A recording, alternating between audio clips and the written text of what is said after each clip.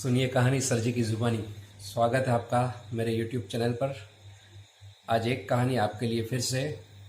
कहानी है शर्मा जी और उसकी एक नौजवान बेटी की। रविवार की एक सुबह थी। सुबह सुबह 10 साढ़े 10 बजे थे और शर्मा जी अपनी बेटी के कमरे में गए। कमरे में देखा तो बेटी का बेड अच्छे से साफ सुथरा था। चद्दर वगैरह सब कुछ अच्छी तरीके से रखी हुई थी। तो शर्मा जी को थोड़ा आश्चर्य हुआ, थोड़ा अलग लगा कि भाई मेरी बेटी नॉर्मली जो स्कूल से भी आकर अपना स्कूल बैग यहाँ वहाँ फेंक देती थी, अपने जूते वगैरह सब कुछ यहाँ वहाँ फेंक देती थी, आज रविवार के दिन, संडे के दिन भी इतनी जल्दी उठ कैसे गई और वो भी अपना बेड इतना अच्छी तरीके से कैसे रखकर वो सुबह सुबह कहाँ चली गई। तो वो धीरे धीरे जैसे ही कमरे के अंदर गए, बेड के ऊपर देखा तो बेड के ऊपर एक एनवेलप पड़ा था। अब जैसे ही एनवेलप देखा तो शर्मा जी की आंखें चार हो गई और दिल जोरों से धड़कने लगा। जैसे जैसे वो एनवेलप हाथ में लिया और खोला, पढ़ने के लिए तैयार हुए और उसका टेंशन और ज़्यादा बढ़ने लगा। जैसे तैसे करके उसने पढ़ना शुरू किया। लेटर में लिखा था, डियर पापा, मुझे पता है आप और मम्मी मुझे बहुत प्यार करते हैं, मगर मैं भी साहिल से बहुत प्यार करती हूँ।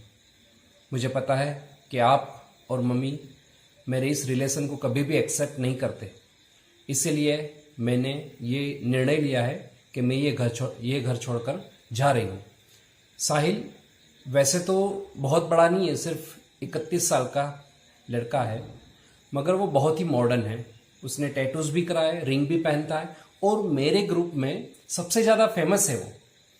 तो पापा, मुझे उससे बेहतर लड़का कोई नहीं मिलता। हाँ, मुझे पता है कि उसके पास पैसे नहीं है, मगर पैसे तो अभी भी किसके पास होते हैं। रिस्पॉन्सिबिलिटी आएगी तो खुद ब खुद कुछ सीख लेगा। मगर मैं उससे बहुत प्यार करती हूँ। हम दोनों ने साथ मिलकर ये फैसला किया कि हम पूरी ज़िंदगी साथ बिताएंगे। और साहिल ने तो एक दूसरे शहर में एक जॉब भी ढूंढ लिए मेरे और उसके लिए। तो हम दोनों साथ में जॉब करेंगे और हमारी लाइफ स्पेंड करेंगे।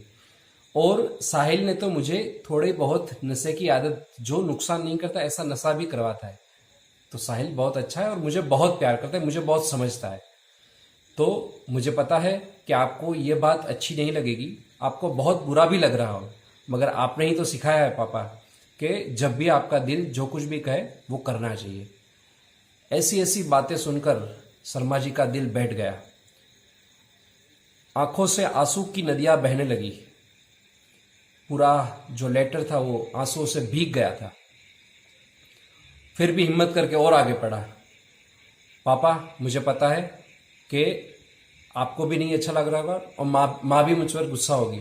और मुझे पता है कि अगर मैं आपको ये मेरी बात बता दी तो आप कभी भी मुझे एक्सेप्ट नहीं करते और मुझे बहुत सारी बातें सुनाते। तो शर्मा जी की आंखों से आंसू के साथ साथ मन के अंदर हजारों सवाल, हजारों चीजें आने लगी कि हम कैसे माँ बाप होते हैं जो अपने बेटे या बेटी को इतनी शिद्दत से, इतने दिलो जान से उसको जो चीज चाहिए वो देते हैं, जो मांगते हैं वो हम उसको देते हैं। दिन रात जग कर मेहनत करके, तन तोड़ मेहनत करके हम उसके लिए सब कुछ करते हैं। और ये लड़के या लड़कियां चंद दिनों के या चंद महीनों के रिलेशन के लिए पूरे सालों का प्यार, सालों का रिश्ता तोड़कर चले जाते हैं। और शर्मा जी तो एक बेटी का बाप था, क्या बीत रही होगी उसके दिल पर। और धीरे धीरे धीरे धीरे उसका जो लेटर था वो ख़त्म किया। उसके बाद लास्ट में पिंकी ने लिखा था कि पापा, मैं और साहिल अब हमारी पूरी ज़िंदगी साथ बिताएंगे, मगर आप भी मेरे पापा और मम्मी हो। तो कोई एक दिन जब हमारे भी बेटे बेटियां होंगी तो हम सब साथ मिलकर आएंगे आपके घर और आपके साथ आपको फिर मिलने आएंगे। मैं आपकी प्यारी पिंकी आपको गुड बाय कहती हूँ। लव यू पापा, मिस यू। और वहाँ पर लेटर ख़त्म हो गया। लेटर पूरा भीग चुका था। शर्मा जी खड़े थे वहाँ से एकदम टूट कर, पिंकी के बेड पर बैठ गए और फूट फूट कर रोने लगे। कैसी सिचुएशन होती होगी एक बेटी के बाप कि जिसने पिंकी उसके दिलो जान बहुत बहुत प्यार करते थे, उसको जो मांगा था वो सब कुछ दिया था। बहुत बार तो ऐसा होता था कि मम्मी की अगेंस्ट में जाकर, पिंकी की मम्मी की अगेंस्ट में जाकर उसको जो भी चीज चाहिए थी वो दी थी। और पिंकी ने, एक 17 साल की लड़की ने उससे दुगने उम्र के लड़के के साथ प्यार हो गया और उसके साथ भाग गई। तो नौजवान लोगों, लड़कियां जो भी है, उसको मैं बोलना चाहता हूं कि आप सोचो कि एक छोटा सा निर्णय या एक छोटा सा इन्फेक्चुएशन या अट्रैक्शन, कुछ भी बोलो, प्यार बोलो, मगर वो प्यार आपके माँ बाप से बढ़कर हो सकता है या नहीं हो सकता है। उसके बाद जैसे ही वो लेटर आगे देखा तो नीचे की साइड पर लिखा था PTO, page turn over. Sharma ji ने जैसे तैसे करके हिम्मत की, वैसे तो उसकी हिम्मत नहीं थी, आंसू बहकर आंसू भी खत्म हो गए थे, मगर उसने हिम्मत करके पेज टर्न किया और पीछे मुड़कर जैसे ही पेज को देखा तो पीछे लिखा था, पापा मैं कहीं नहीं जा रही हूं, मैं मेरे फ्रेंड नेहा के घर गई हूं। आपको पता होगा शायद आज मेरा रिजल्ट आया है और मेरा रिजल्ट जरा भी अच्छा नहीं है, और मुझे पता है कि आपको तो कोई दिक्कत नहीं, मगर माँ को पता चलेगा तो जरूर मुझे मारेगी। और मेरा रिजल्ट, मेरी मार्कशीट मैंने अलमारी में रखी है, प्लीज चेक कर लेना। और वहां की सिचुएशन जैसे ही नॉर्मल हो, माँ जैसे ही शांत हो जाएगी, मैं वापस आ जाऊंगी।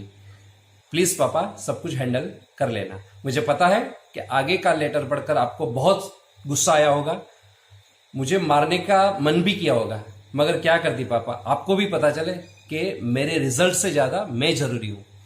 तो ये भी चीज एक माँ बाप को भी सीखनी चाहिए कि कोई भी विद्यार्थी का या बच्चे या बच्ची का परिणाम महत्व नहीं रखता है, मगर उसका जीवन, उसका फ्यूचर और वो खुद बच्चा इंपॉर्टेंट है, जरूरी है, महत्वपूर्ण है।